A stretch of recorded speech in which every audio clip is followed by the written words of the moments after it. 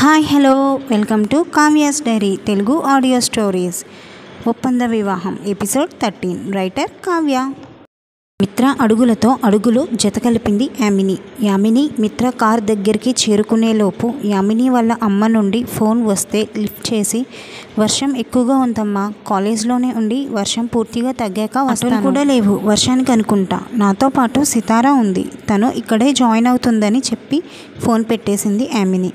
ఇద్దరూ కారులో ప్రయాణిస్తుండగా సంతోష్ నుండి ఫోన్ వస్తే కట్ చేసి, ఆటోలో జనం ఎక్కువగా ఉన్నారు, ఫోన్ మాట్లాడలేను అని మెసేజ్ పంపింది సంతోష్కి. ఈ మెసేజ్ టైప్ చేస్తూనే, మిమ్మల్ని ఒకటి అడగచ్చా అంది మిత్రాని.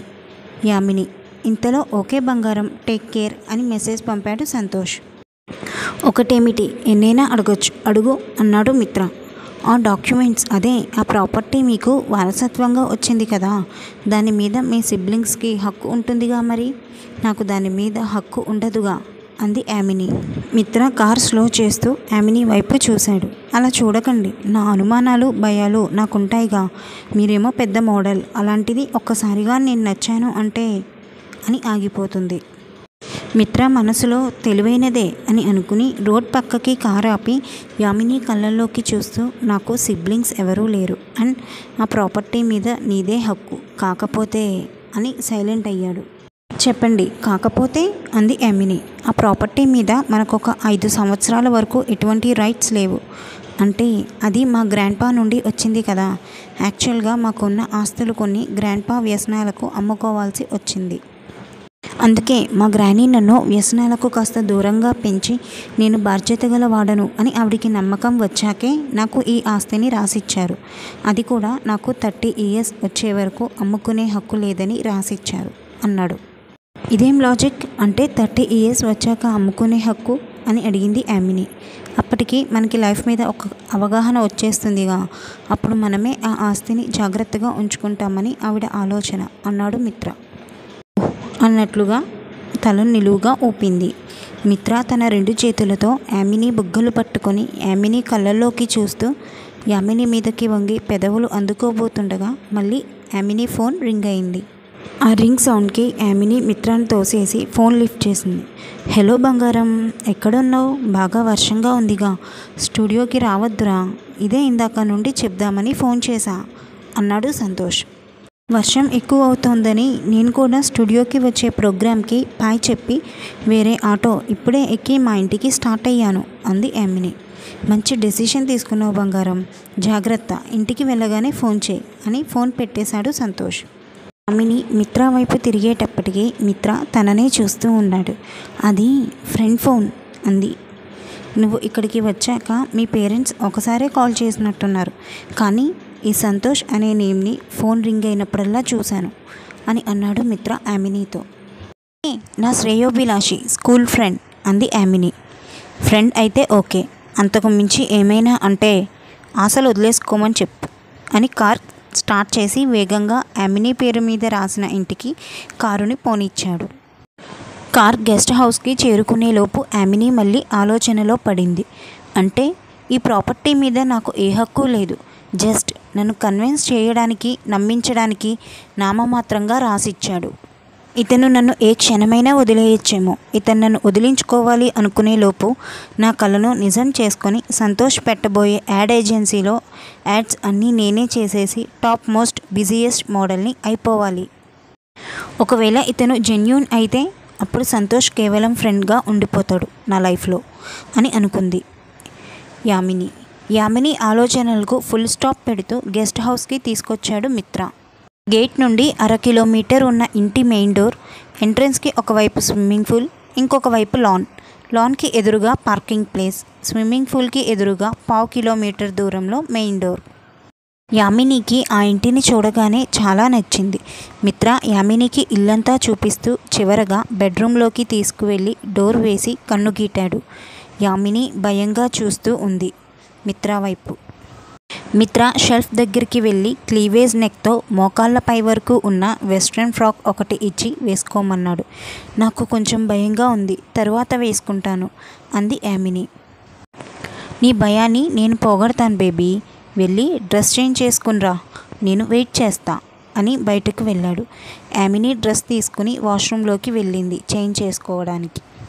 రూమ్ నుండి బయటికి వచ్చిన మిత్రాకి తన ఫ్రెండ్ నుండి ఫోన్ రాగానే లిఫ్ట్ చేశాడు. హలో నిత్యమన్మధుడా, కొత్త పిట్టను పట్టినట్టున్నావు. పైగా తాకట్లో ఉన్న గెస్ట్ హౌస్ని తెలివిగా ఆ పిల్ల పేరు మీద రాసిచ్చావట అన్నాడు అతను. ఈ నిరంజన్ ఏదీ దాచుకోడు, ఫ్రెండ్ కదా అని వాడిని లాయర్గా పెట్టుకుంటే నీకన్నీ ఊదేస్తున్నాడు అని అన్నాడు మిత్ర చిరుకోపంగా. సర్లే కానీ ఈ కొత్త పిట్ట లైఫ్ టైం ఎంతేంటి అడిగాడు మిత్ర ఫ్రెండ్. ఈ అమ్మాయిలో సంథింగ్ స్పెషల్ ఉంది, మామూలు అందం కాదు, మినిమం 20 years రాజ్యం వెళ్తుంది. సో ఈ పిట్టని మిగతా వాళ్ళలా త్వరగా వదిలించుకోనులే. ఈ అమ్మడి అందంతో సొమ్ము చేసుకుని అప్పులు తీర్చుకుంటా అని అన్నాడు మిత్ర.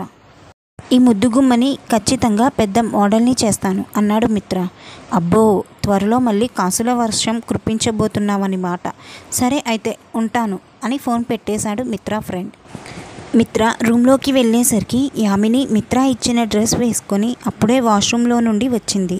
మిత్ర డోర్ వేసి యామినిని రెప్ప ఆర్పకుండా చూస్తూ దగ్గరికి వచ్చి, ఎంత అందంగా ఉన్నావో తెలుసా?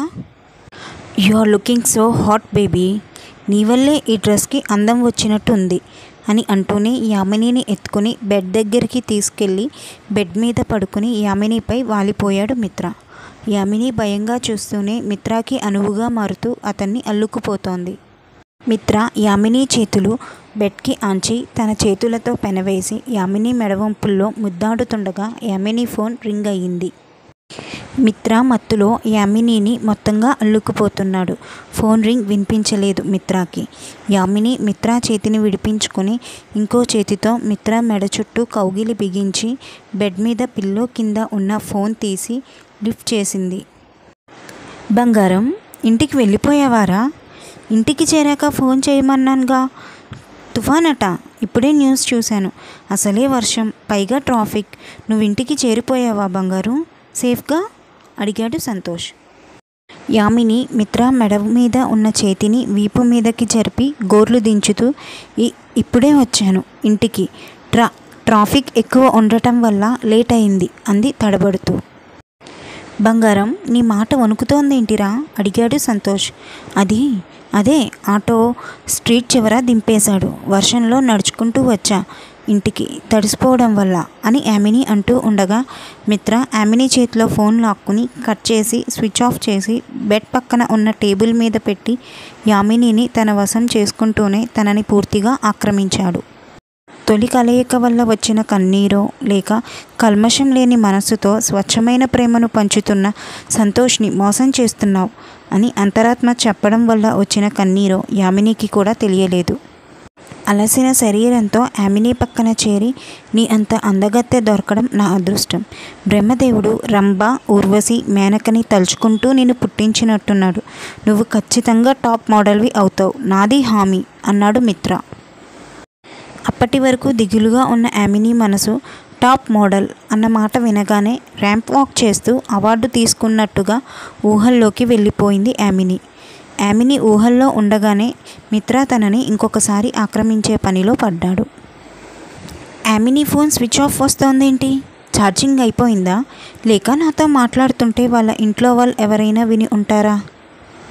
అబ్బా, పిచ్చెక్కిపోతోంది ఆలోచనలతో అని సితారాకి ఫోన్ చేసి విషయం కనుక్కోమని అడిగాడు సంతోష్.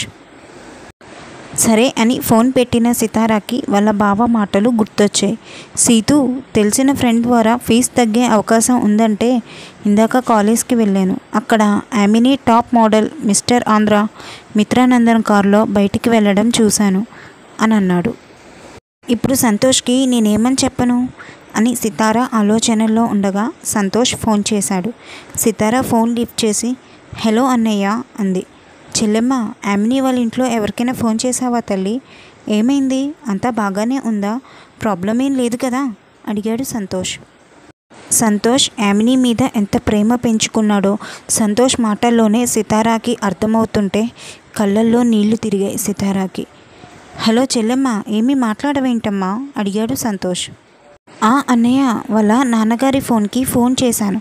సితారా ఫోన్ ఛార్జింగ్ అయిపోయిందట, నైట్ మాట్లాడుతుందంట అని చెప్పి ఫోన్ పెట్టేసింది సితారా. సితారా ఫోన్ పెట్టేయగానే సంతోష్కి కంటి హాస్పిటల్ నుండి ఫోన్ వచ్చింది. ఇదేంటి హాస్పిటల్ వాళ్ళు ఫోన్ చేశారు అనుకుంటూనే ఫోన్ లిఫ్ట్ చేశాడు. హలో సార్, నేత్రాలయ హాస్పిటల్ నుండి కాల్ చేస్తున్నా. రావు గారికి 4 రోజుల తర్వాత ఆపరేషన్కి డేట్ ఫిక్స్ చేశాం కదా. యాక్చువల్లీ ఆ రోజు సార్ వేరే ప్రోగ్రాం ఉంది. మళ్ళీ మీకు 2 వారాల వరకు దొరకరు. సో మీకు వీలు అవుతుంది అంటే ఈరోజు ఈవినింగ్ ఆపరేషన్కి మేము అరేంజ్ చేసుకుంటాం అంది. ఓహ్ అవునా అండి అని సంతోష్ 2 నిమిషాల పాటు ఆలోచించి, ఓకే అండి, నేను హాస్పిటల్కి తీసుకువస్తాను. ఎగ్జాక్ట్గా టైంకి రాలేకపోవచ్చండి, మరి తుఫాన్ కదా అన్నాడు సంతోష్. మీకు ఇవాళ ఆపరేషన్ ఓకే అంటే మేము అంబులెన్స్ పంపుతాము, అడ్రస్ చెప్పండి అని అంది ఆమె. థ్యాంక్ యూ మేడం అని అడ్రస్ చెప్పి షాప్ క్లోజ్ చేసి ఇంటికి వెళ్ళిపోయాడు విషయం చెప్పడానికి సంతోష్. యామిని ఇంటికొచ్చి పొద్దున జరిగిన దాని గురించి ఆలోచిస్తూ ఉంది. బాడీ పెయిన్స్, హెడేక్, ఫీవర్ వలన బాగా నీరసంగా ఉంది యామినికి. సంతోష్ వాళ్ళ నాన్నగారికి ఆపరేషన్ సక్సెస్ అయింది. నైట్ సంతోష్ ఇంకా శివ ఉంటామని ప్రభగారిని, స్వప్నాని పంపేశారు.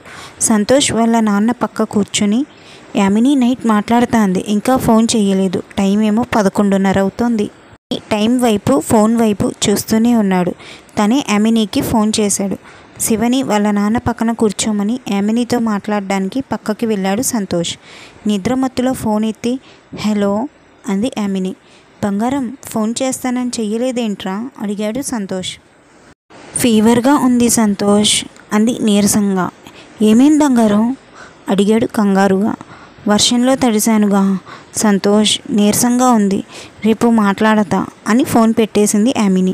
యామినికి బాలేదు అని తెలిసినప్పటి నుండి మనసులా లేదు సంతోష్కి. పొద్దున్న వాళ్ళ అమ్మగారు వాళ్ళ నాన్నగారి కోసం తెచ్చిన అమ్మవారి కుంకుమ గుర్తొచ్చింది. వెంటనే సంతోష్కి ఒక ఐడియా వచ్చి ఆ కుంకుమ తీసుకుని శివకి వాళ్ళ నాన్న కోసం జాగ్రత్తలు చెప్పి యామిని దగ్గరికి బయలుదేరాడు. ఆపకుండా తలుపుని బాదుతున్న ఎవరా అని విసుక్కుంటూ లేచి తలుపు తీసి షాక్ అయిపోయారు యామిని వాళ్ళ అమ్మగారు. యామిని, యామిని అని గట్టిగా పిలిచారు. అబ్బా పడుకోనివ్వేంటమ్మా అని అరిచింది యామిని.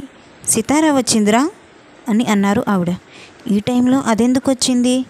పొద్దున్న వాళ్ళ బావను కాలేజ్లో చూశాను. కొంపతీసి అతను కూడా నన్ను మిత్రాతో చూశాడా? ఇప్పుడు మా అమ్మ వాళ్ళకి చెప్పడానికి వచ్చిందా అని భయంగా లేచి హాల్లోకి వచ్చి సితారాతో పాటు ఉన్న సంతోష్ని చూసి షాక్ అయిపోతుంది. అంటే ఇది సంతోష్కి చెప్పేసిందా? ఇద్దరూ కలిపి నా గురించి మా ఇంట్లో వాళ్ళకి చెప్పేయడానికి వచ్చారా అని అనుకోగానే చెమటలు పట్టేశాయి. అక్కడే ఆగిపోయావే, ఇలా రావే. సితారా వాళ్ళ నాన్నకి ట్రాన్స్ఫర్ అయ్యి తన హాస్టల్లో ఉంటుందనే విషయం నాతో ఎందుకు చెప్పలేదు? నీ ఫ్రెండ్ అలా హాస్టల్లో ఉండే కన్నా మన ఇంట్లో ఉంటే బాగుంటుంది కదా. నేను అడిగితే హాస్టల్లోనే ఉంటానంటుంది. నువ్వు అడిగి చూడు. ముందు నీ రూమ్కి తీసుకెళ్ళి డ్రెస్ ఇవ్వు, తడిసిపోయారు తన వాళ్ళ అన్నయ్య అని అన్నారు ఆవిడ. అమ్మయ్య, నన్ను చూడ్డానికి సితారా అన్నయ్య అని చెప్పి వచ్చాడా?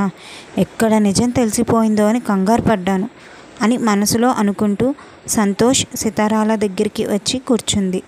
యామిని వాళ్ళ అమ్మగారు కిచెన్లోకి వెళ్ళారని సంతోష్ వెంటనే తన పాకెట్లో నుండి కుంకుమ యామిని నుదుటికి పెట్టి, అమ్మవారి కుంకుమ బంగారం, నీకు త్వరగా తగ్గాలని తెచ్చాను. నాన్నకి అనుకోకుండా ఇవాళే ఆపరేషన్ చేశారు అని జరిగింది చెప్పాడు. సితారాకి సంతోష్కి నిజం తెలిస్తే అనే ఆలోచన మనసుని పిండేసినట్లు అనిపించి కళ్ళల్లో నీళ్లు తిరిగాయి. అవి సంతోష్ కంట కనపడకుండా జాగ్రత్త పడి యామిని రూమ్లోకి వెళ్ళి డ్రెస్ మార్చుకుంటా అని సంతోష్ వైపు చూస్తూ చెప్పింది. సంతోష్ తన చేతిలో ఒక కవర్ పెట్టాడు. యామినికి ఏం అర్థం కాలేదు. సితారా యామినితో, నీ షెల్ఫ్లో ఉండే ఏదో ఒక డ్రెస్ వేసుకొని రేపు నీకు ఇచ్చేస్తా అని లోపలికి వెళ్ళింది. సంతోష్ యామినితో, సితారా చేతికి నీ ఫీజు డబ్బుకు ఇచ్చాను, తన నీ బట్టల మధ్యలో పెడుతుంది, ఇప్పుడు మేము వెళ్ళగానే తీసేసుకో సరేనా అన్నాడు సంతోష్. సరే అని తల ఊపింది యామిని. అవును ఆంటీ ఏం చేస్తున్నారు అని అంటూ కిచెన్ వైపు చూస్తున్నట్టుగా యామినికి దగ్గరగా వచ్చాడు సంతోష్. ఏం చేస్తున్నావు సంతోష్ అడిగింది యామిని కొంచెం వెనక్కి జరుగుతూ. సంతోష్ యామిని చెయ్యి పట్టుకుని, భయపడకు బంగారం, నిన్నేం కొరుకు తిననులే. నిజానికి నాకు ఇప్పుడు నిన్ను గట్టిగా హక్ చేసుకుని గాఢంగా ముద్దివ్వాలి అనుంది. కానీ ఆగిపోయాడు సంతోష్. కానీ ఆగిపోయావే సంతోష్ అంది యామిని. నీకు షాప్లో ప్రపోజ్ చేసినప్పుడే మాట ఇచ్చానుగా నిన్ను ఎటువంటి ఇబ్బంది పెట్టను అని. అదే సహజంగా ఆడపిల్లలకి పెళ్ళికి ముందు ఇలా కిస్ హగ్ అంటే నచ్చవు కదా. సో నీకు నచ్చని పని చేసి నిన్ను బాధ పెట్టలేను అన్నాడు సంతోష్. యామిని మౌనంగా ఉంది. కానీ ఒకటి చెప్పాలనుంది బంగారం అన్నాడు. ఏంటది అంది యామిని. ఐ లవ్ యూ బంగారం అన్నాడు సంతోష్. లవ్ యూ టూ అంది యామిని. సితారా డ్రెస్ చేంజ్ చేసుకుని వస్తుండగా సంతోష్ యామినీల కన్వర్జేషన్ వినపడి సంతోష్ ఏమైపోతాడో దీని అసలు రంగు బయటపడితే అనుకుంది మనసులో. అప్పుడే యామిని వాళ్ళ అమ్మగారు కిచెన్ నుండి రావడం గమనించి సంతోష్ యామినికి దూరం జరిగాడు. సితారా సంతోష్ పక్కకొచ్చి నుంచుని వెళ్దామా అన్నయ్య అంది. అదేంటి సితారా, వర్షం తగ్గలేదు, రేపు పొద్దున్నే వెళ్ళొచ్చులే అన్నారు యామిని తల్లి. లేదాంటీ, పెదనాన్నను చూడటం కోసం హాస్టల్ వార్డెన్కి తెలియకుండా వాచ్మెన్ నా మీద నమ్మకంతో పంపాడు. ఆ నమ్మకాన్ని నిలబెట్టుకోవాలి కదా. డ్రెస్ తడిసిపోతే మీ ఇల్లు దగ్గర కదా, డ్రెస్ చేంజ్ చేసుకుందామని వచ్చా. గొడుగుంటే ఇవ్వండి, వెళ్ళిపోతాను అంది సితారా. యామిని వాళ్ళ అమ్మగారు ఎంత చెప్పినా సితారా వినిపించుకోకపోవడంతో ఆవిడ కూడా సరే అని సితారాని సంతోష్ని సాగనంపారు. యామిని వాళ్ళ స్ట్రీట్ దాటాక అక్కడ సితారా వాళ్ళ కోసం వెయిట్ చేస్తున్న వాళ్ళ బావ మోక్షజ్ఞ దగ్గరికి వెళ్ళి సంతోష్ సితారాని మోక్షజ్ఞకి అప్పచెప్పి, చాలా థ్యాంక్స్ సితారా, మిడ్ నైట్ నా కోసం చాలా రిస్క్ తీసుకుని హెల్ప్ చేశావు. ఈ అన్నయ్య ఖచ్చితంగా నీకు రుణపడి ఉంటాడు అని వెళ్ళిపోయాడు సంతోష్. సంతోష్ వెళ్ళగానే సితారా వాళ్ళ బావను పట్టుకుని ఏడ్చేసింది. సీతు సీతు ఏమైంది, ఆ యామిని ఏమైనా అందా అని అడిగాడు మోక్షజ్ఞ. లేదు బావా, యామిని చేస్తున్న మోసం సంతోష్కి తెలిసినాడు. సంతోష్ అన్నయ్య పరిస్థితి తలుచుకుంటేనే భయంగా ఉంది అంది సితారా. అన్నింటికీ ఆ పైవాడే ఉన్నాడు. మనమేం చెయ్యలేని మార్చలేని దాని గురించి ఎక్కువగా ఆలోచించి బాధపడకు అన్నాడు మోక్షజ్ఞ. రోజులు తొందరగా గడిచిపోయాయి. యామినికి ఇంకొక 2 నెలల్లో బీఎస్సీ మోడలింగ్ ఫైనల్ ఇయర్ అయిపోతుంది. యామిని అద్దంలో చూసుకుంటూ ఫేర్వెల్ పార్టీకి రెడీ అవుతూ ఉంది. రెడీ అవుతున్న యామినిని మిత్ర వెనుక నుండి హక్ చేసుకుని యామిని భుజం మీద తలవాల్చి, నీకు వయసుతో పాటు రోజు రోజుకి అందం కూడా పెరిగిపోతుంది బేబీ, ఎంత హాట్గా ఉన్నావో తెలుసా అని అన్నాడు. యామిని తన నడుం చుట్టూ ఉన్న మిత్ర చేతులు తీసేసి వెనక్కి తిరిగి, ఇదిగో ఈ కహానీలు చెప్పే 3 ఇయర్స్ గెంటేసావు. ఈ 3 ఇయర్స్లో కనీసం నాకు ఫీజు కూడా కట్టలేకపోయావు నువ్వు. మొత్తం ఫీజు ఆ సంతోష్ కట్టాడు. ఏమైనా అంటే సినిమాలన్నీ వరుసగా ఫ్లాప్ అయిపోతున్నాయి, పెట్టిన పెట్టుబడి రావట్లేదు కదా అంటావు. కనీసం నా పేరు మీద రాసిన ఈ గెస్ట్ హౌస్ మీద కూడా నాకు ఎటువంటి రైట్ లేకపోయినా ఫీజు పేరు చెప్పి సంతోష్ దగ్గర అమౌంట్తో ఈ గెస్ట్ హౌస్ మీద అప్పులు తీర్చాను. ఇంత చేస్తే మీ బామ్మ ఈ గెస్ట్ హౌస్ మీద నీతో పాటు మీ అత్త కూతురికి కూడా హక్కు ఉంది అంటుంది. అసలు అలా ఎలా కుదురుతుంది? మీ అత్త కూతురికి ఎలా సగం షేర్ ఉంటుంది అంది ఆవేశంగా. కూల్ బేబీ కూల్, ఇంత ఆవేశం ఏంటి? అయినా నన్ను మరీ అలా తీసి పాడైకు. ఈ గెస్ట్ హౌస్ మీద ఉన్న అప్పు కేవలం సంతోష్ డబ్బుతో మాత్రమే తీరలేదు. నా సంపాదనతో పాటు తన సంపాదన కూడా కలిపి అప్పు తీర్చడం జరిగింది అంతే. అండ్ ఈ ప్రాపర్టీ వారసత్వంగా వచ్చింది కాబట్టి మా నాన్నతో పాటుగా మా నాన్న చెల్లికి కూడా సమాన హక్కు ఉంది అని ఒరిజినల్ డాక్యుమెంట్స్లో ఉంది. ఆ రూల్ని మనం మార్చలేం. కానీ ఈ ఇంటి మీద ఎవ్వరూ హక్కు కోసం రాకుండా నేను చేస్తా. అసలు ముందు నా అత్త కూతురు ఎలా ఉంటుంది కూడా నాకు తెలీదు. నాకు ఆ డీటెయిల్స్ ఎంక్వైరీ చేస్తున్నాను. అదంతా నాకు తెలీదు. ఇప్పుడు మీ అత్త కూతురికి కనుక ఈ ఇల్లు ఇవ్వాల్సి వస్తే నేను అస్సలు సంతకం పెట్టేదే లేదు అని విసురుగా వెళ్ళిపోయింది అక్కడి నుండి. వెళ్ళిపోతున్న యామిని చెయ్యి పట్టుకుని ఆపి, ఇవాళ ఈవినింగ్ నువ్వు మూవీ సైన్ చేయాలి, గుర్తుందిగా, పార్టీ అవగానే వచ్చాయి అన్నాడు. యామిని వెనక్కి కూడా తిరిగి చూడకుండా, గుర్తుంది, కేవలం నీ కోసం అందరినీ మేనేజ్ చేస్తూనే వస్తున్నా ఇన్నాళ్ళు అంది యామిని. ఇంకొక 2 ఇయర్స్ బేబీ, నువ్వు మోడల్ మాత్రమే అవ్వాలనుకున్నావు, కానీ నీకు ఏకంగా హీరోయిన్ ఛాన్స్ ఇప్పించాను కదా. ఈ డైరెక్టర్ బాలీవుడ్ డైరెక్టర్, ఒక్కటి కూడా ఫ్లాప్ మూవీ లేదు. కాకపోతే మూవీ తీయడానికి బాగా ఎక్కువ టైం తీసుకుంటాడు. ఒక్కో మూవీ మన జక్కనలా 3 లేదా 4 సంవత్సరాలు తీస్తాడు. ఖచ్చితంగా మనం సక్సెస్ అవుతాం. నువ్వు ఈ 2 years సంతోష్ని ఎలా మేనేజ్ చెయ్యాలో ఆలోచించు. నీ మూవీ డేట్స్ అండ్ ఈ ఇంటిలో వాటా బయటికి పోకుండా నేను చూస్తాను అన్నాడు మిత్ర. ఇంతలో యామిని ఫోన్ రింగ్ అయింది. మిత్ర చెయ్యి విడిపించుకుని ఫోన్ లిఫ్ట్ చేసి చెప్పు సంతోష్ అంది యామిని. ఇది ఫ్రెండ్స్ ఇవాల్టి అప్డేట్. యాక్చువల్గా ఇందులో కొంచెం బోల్డ్ కంటెంట్ అయితే ఉంది. అది నేను నా పరిధిని దాటి ఈ స్టోరీ కోసం కొంచెం నేను తీసుకున్న కంటెంట్ వల్ల రాయాల్సి వచ్చింది. సో మీరు అర్థం చేసుకుంటారు అని ఆశిస్తున్నాను. అండ్ ఈ యామిని నిజస్వరూపం సంతోష్ ఎప్పుడు ఎక్కడ ఎలా తెలుసుకుంటాడు, తన సినిమా చేశాకనా లేదా అసలు యామిని వల్ల తన ఫ్యామిలీని తను ఎలా కోల్పోయాడు ఏంటి అనేది చూద్దాం. మీరు ఫ్లాష్ బ్యాక్ తొందరగా అవగొట్టమన్నారా అని నేను టైం కుదుర్చుకుని 20 minutes మీకోసం చేశాను. సో కామెంట్స్ ఇస్తారు అని ఆశిస్తూ మీ కావ్య.